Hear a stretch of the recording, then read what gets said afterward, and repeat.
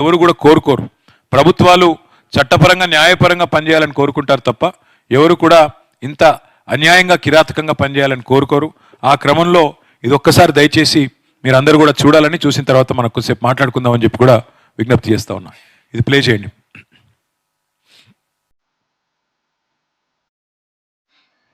ఇచ్చేది వాళ్ళు, కూల్చేది వాళ్ళు, చంపేది కూడా వాళ్ళైతే బాగుంది. చంపేయండి, వదిలిపోద్ది. చెప్తున్నారు మనం కూడా చంపేసేసారు అంతే సార్.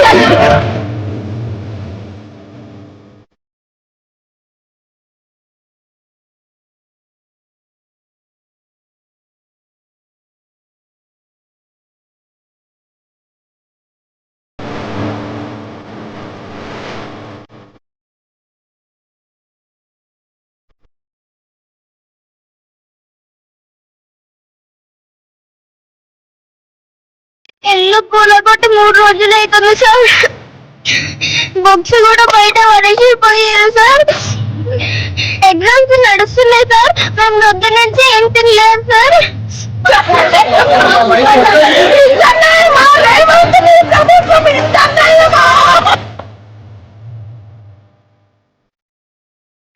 ఏం చేస్తారో మా బాధలే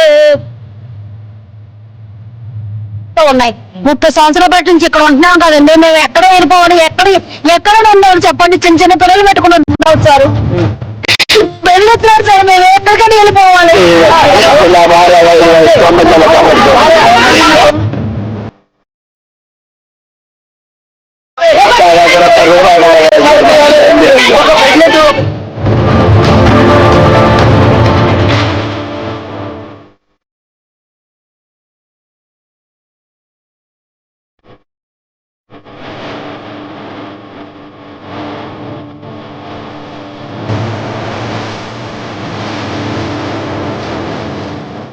మీరు చూసింది మీకు స్పష్టంగా అర్థమయ్యేది. పేదవాడికి ఒక న్యాయం, లేనివాడికి రోజు అవమానం, ఉన్నవాడికి ఒక తీరు, లేనివాడికి మరొక తీరు. ఇది ఈ ప్రభుత్వం యొక్క పనితీరు. మీరు ఒక్క మాట దయచేసి ఆలోచించండి. ఇక్కడ వచ్చిన పెద్దలందరూ కూడా, అదేవిధంగా మీడియా మిత్రులు కూడా. ఒక ఇంటి గృహప్రవేశం జరిగి ఇంకా వారం రోజులు కాలేదు. మరి జేసీబీ వచ్చి ఇంకా జస్ట్ గుమ్మడికాయ కొట్టి వారం రోజులు కాలేదు. జేసీబీ వచ్చి, బుల్డోజర్ వచ్చి వాళ్ళ ఇల్లు నేలమట్టం చేస్తే, కూల్చేస్తే ఆ కుటుంబం పరిస్థితి ఏంటి ఆలోచించండి. ఒక జీవితకాలం కష్టపడి పొదుపు చేసి పైసా కూడబెట్టి ఇల్లు కట్టుకుంటే దాన్ని హైడ్రా పేరుతో మరి కూల్చి పారేస్తుంటే, ప్రెగ్నెంట్ మహిళ అని కూడా చూడకుండా లాగి పారేస్తే, ఈడిచి పారేస్తే వాళ్ళ పరిస్థితి ఏంది ఆలోచించండి. హైడ్రా సృష్టించిన ఈ వలయానికి విలయానికి తన చుట్టూ ఏం జరుగుతుందో తెలవక ఒక 6 ఏళ్ల పాప సార్ 3 రోజుల నుంచి తిండి లేదు అని చెప్పి ఏడుస్తుంటే కనీసం పుస్తకాలు కూడా తీసుకొని ఇవ్వకుండా వాళ్ళ ఇల్లు మాట్లాడిస్తాను తల్లి పుస్తకాలు కూడా తీసుకొని ఇవ్వకుండా వాళ్ళ ఇల్లు కూల్చింది ఈ హైడ్రా. అయితే పేదవాడికి ఒకలాగా, ఉన్నవాడికి ఇంకోలాగా నేను ఉత్తగానే అంటలేను. అది కూడా మీకు చూపెట్టాలనే, పత్రికల ద్వారా అందరికీ చూపెట్టాలన్న ఉద్దేశంతోనే, మీ బాధ రాష్ట్రం మొత్తం తెలవాలన్న ఉద్దేశంతోనే మిమ్మల్ని ఇక్కడికి రప్పించడం జరిగింది. ఒక్కసారి దయచేసి మీరు చూడాలి. ఈ వీడియో ప్లే చేయండి. ఒక్క నిమిషం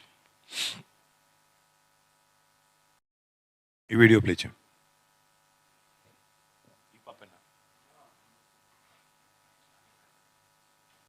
ప్లే చేస్తారా? Okay, sorry. నెక్స్ట్ స్లైడ్ అమ్మా. ఇది ఒక్కటి చూడండి. ఇది ఒక్కటి మీరు చూస్తే మీకు అర్థమవుతుంది. ఆయన ఉప ముఖ్యమంత్రి బట్టి విక్రమార్క గారు ఈ హైడ్రా విషయంలో, బట్టి విక్రమార్క గారు మరి ఆయనకి ఏమి ఇంట్రెస్ట్ ఉందో నాకు తెలియదు, కానీ ఒకరోజు పెద్ద ప్రజెంటేషన్ పెట్టారు. ఇది పెద్ద స్క్రీన్ పెట్టి ఇట్లాగే పెద్ద ప్రజెంటేషన్ ఇచ్చి ఇంతమంది అధికారులను కూర్చోబెట్టుకొని మేము చేస్తున్నది ఏదో చాలా గొప్ప పని అన్నట్టుగా ప్రజెంటేషన్ ఇచ్చారు. ఇచ్చి అంటే ఇక్కడ విచిత్రం ఏమంటే, ఆ రోజు విక్రమార్క గారు ఇచ్చిన ప్రజెంటేషన్లో చాలా విషయాలు చూపెడుతూ ఏమని, ఇదిగో ఇక్కడ పెద్ద బిల్డింగ్ కట్టారు, ఇక్కడ పెద్ద బిల్డర్ కట్టారు. ఇప్పుడు ఆ బిల్డర్ల పేర్లు చెప్తే నేను ఆ బిల్డర్లకు ఇబ్బంది అవుతుంది, అట్లాగే ఆ ప్రాజెక్టులకు ఇబ్బంది అవుతుంది. మేము ఎన్నడూ కూడా ఎవరిని ఇబ్బంది పెట్టిన వాళ్ళం కాదు, కాబట్టి నేను చెప్పడం లేదు. కానీ ఇంత పెద్ద మీటింగ్ పెట్టి, అంత పెద్ద స్క్రీన్ పెట్టి ఒక 15-20 పేర్లు చెప్పారు ఆయన. అర్ధగంట లోపల 15-20 ప్రాజెక్టులు అక్రమం అన్నట్టుగా అదేదో చెరువులో కట్టినారన్నట్టుగా ఇష్టం వచ్చినట్టుగా మాట్లాడారు. ఇవాళ మరి ఏం జరిగింది? ఇవాళ పేదవాడి ఇల్లేమో కూలిపోతుంది, పేదవాడి ఇంటి మీదకి బుల్డోజర్ వస్తుంది. మరి ఆ 15 ప్రాజెక్టులు మాత్రం ఒక్క ఇటుక కూడా చెక్కు చెదరకుండా అట్లాగే అన్ని బాగానే ఉన్నాయి. అంటే ఏం జరిగింది దీని వెనకాల? ప్రభుత్వ పెద్దలు పేర్లు ఎందుకు చెప్పారు, మళ్ళీ ఆ అపార్ట్మెంట్ల దగ్గరికి ఎందుకు పోలేదు, ఆ బిల్డర్ల దగ్గరికి ఎందుకు పోలేదు అంటే దీని వెనకాల జరిగింది ఏందో మతలబు మీకే అర్థమైందని నేను అనుకుంటా ఉన్నాను. ఇవాళ వాస్తవానికి ఎవరికైనా మధ్యతరగతి అయినా, దిగువ మధ్యతరగతి అయినా, పేదవారైనా కూడు గుడ్డ నీడ ఇవి ఎవరైనా కోరుకునేది ఈ మూడే: తిండి, బట్ట, అట్లాగే ఉండడానికి ఒక రక్షణ. అది గుడిసె కావచ్చు, ఇల్లు కావచ్చు, చిన్నిల్లు కావచ్చు. దీనికోసం పల్లెటూరు నుంచి ఇక్కడ తరలి వస్తూ ఉంటారు. పల్లెటూరుల నుంచి ఇక్కడికి వచ్చి కూలి పని చేసుకొని ఇటుక పేర్చుకొని మీరు ఇల్లు కట్టుకుంటే దాన్ని అర్ధరాత్రి అపరాత్రి అనే సోయి లేకుండా ఈ రకంగా వచ్చి కూలగొట్టి అందరికీ అన్యాయం చేస్తూ ఉన్నది వీళ్ళు. ఈ ప్రజెంటేషన్ ఏదైతే విక్రమార్క గారు ఇచ్చారో, డిప్యూటీ సీఎం గారు ఇచ్చారో, మనం ఆలోచించాల్సి ఉంది. నిజంగానే కాంగ్రెస్ది ప్రజాపాలన అయితే, నిజంగానే ఈ ప్రభుత్వానికి చిత్తశుద్ధి ఉంటే, చిన్న పెద్ద అనే తేడా లేకపోతే, పెద్దవాళ్ళని ఎందుకు ముట్టలేదు, పెద్దవాళ్ళని ఎందుకు కనీసం మీరు శిక్ష వేయలేదు, కనీసం వారికి ఎందుకు నోటీసులు అన్నా ఇవ్వలేదు, బట్టి విక్రమార్క గారు కానీ ప్రభుత్వంలో ఉండే పెద్దలు కానీ చెప్పే పరిస్థితి ఉందా? నిజంగానే హైడ్రా చేసేది మంచి అయితే మరి వాళ్ళు నిజంగానే సమాధానం చెప్పగలుగుతారా మీకు? అట్లాగే ఆ బిల్డర్లు ఏదైతే పెద్ద పేర్లు చెప్పారో వాళ్ళకి మరి చెప్పగలుగుతారా? ఇంకోటి, నిజంగా హైడ్రా చేసేది మంచి అయితే ఇట్లా 5 స్టార్ హోటళ్లలో మీటింగులు పెట్టి 5 స్టార్ హోటళ్లలో రియల్ ఎస్టేట్ వాళ్ళతో డీలింగులు చేయాల్సిన అవసరం ఉంటుందా? అంటే దీని వెనకాల ఏం జరిగింటది ఆలోచించమని చెప్పి నేను కోరుతా ఉన్నా.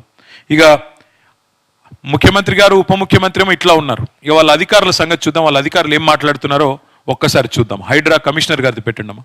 ఏంటి అసలు హైడ్రా పెద్దల వైపా పేదల వైపా? ఇక్కడేనండి, దీన్ని కొన్ని మనం చాలా స్పష్టంగా చూడాలి. మేము చేసిన అన్ని డెమాలిషన్స్ లో పేదవాళ్ళు ఎవరు లేరు, అన్ని పెద్దవాళ్ళే. సో సామాన్లు ఇవ్వడానికి బయటకు పెడితే కనుక the minute we start giving, వీళ్ళంతా ఏంటంటే చాలా మంది ఓటుకెళ్ళి తెస్తారు, లేకపోతే రకరకాల ఇన్ఫ్లుయెన్సెస్ చేయడానికి ట్రై చేస్తూ ఉంటారు. అందుకోసం మేము ఆ టైం ఇవ్వమన్నమాట. స్ట్రక్చర్స్ వస్తుంటాయి కనుక వాటిల్ని డిమాలిష్ చేయడం జరుగుతుంది. చెరువు FTL లోకి వచ్చి కడుతున్నటువంటి కానీ పర్మిషన్స్ ఎక్కడ కూడా అది యాక్సెప్ట్ చేయమని చెప్పేసి, స్ట్రక్చర్స్ వస్తుంటాయి కనుక వాటిల్ని డిమాలిష్ చేయడం జరుగుతుంది. చెరువు FTL లోకి వచ్చి కడుతున్నటువంటి కానీ పర్మిషన్స్ ఎక్కడ కూడా అది యాక్సెప్ట్ చేయమని చెప్పేసి. రూల్స్ వయలేట్ చేసి కడితే, చెరువుల్లో కడితే కాపాడమని మనం ఏం చెప్పట్లేదు. కానీ ఇవాళ వీళ్ళ వైఖరి ఎట్లా ఉంది అంటే, ఆయన చెప్తున్నాడు, స్పష్టంగా చెప్తున్నాడు హైడ్రా కమిషనర్ గారు, అక్కడ ఎవరు పేదవాళ్ళు లేరట, ఆయన ఎవరు పేదవాళ్ళది కూలగొట్టలేదంట, ఆయన కేవలం పెద్దవాళ్ళే కొట్టాడంట, పేదవాళ్ళే మాత్రం కూలగొట్టలేదంట. సిగ్గు లేకుండా చెప్తున్నారు. అట్లాగే రెండో మాట వారు చెప్పింది మీరు విన్నారు. పేదవాళ్ళకి మరి పెద్దలకు ఒక నీతి, పేదవాళ్ళకు ఒక నీతి. కాయిదాలు ఉండంగా, కోర్టు ఆర్డర్లు ఉండంగా మీరు ఎట్లా కూలగొడతారు, ఎందుకు కూలగొడుతున్నారు, శనివారం ఆదివారం కోర్టు తీర్పులు ఉన్నాయి కదా అంటే ఆయన చెప్తున్న మాట, టైం ఇస్తే కోర్టుకు పోయి స్టే తెచ్చుకుంటారు, అందుకే టైం ఇవ్వకుండా కూలగొడుతున్నావు అని మాట్లాడుతున్నాడు. మరి ఈ దేశంలో న్యాయం ఎందుకు, ధర్మం ఎందుకు, న్యాయస్థానాలు ఎందుకు? ఇట్లా అధికారులదే మొత్తం గుడ్డెద్దు చేనులో పడ్డట్టు రాజ్యం చేసేదే ఉంటే, ఈ రకంగా చేసే పరిస్థితి అయితే మరి ఇంకా ప్రజాస్వామ్యం ఎందుకు? ప్రజాస్వామ్యంలో న్యాయస్థానాలు, ప్రభుత్వాలు ఉండేందుకు? అంటే వాటి పట్ల కనీస గౌరవం కూడా వాళ్ళకి లేదు. ఇంకా దారుణం ఏంటంటే వాళ్ళు చెప్పేదానిలో మాకు అర్థం కాంది, FTLలో అంటే ఫుల్ ట్యాంక్ లెవెల్లో చెరువులో కడితే ఎవరిని వదలను,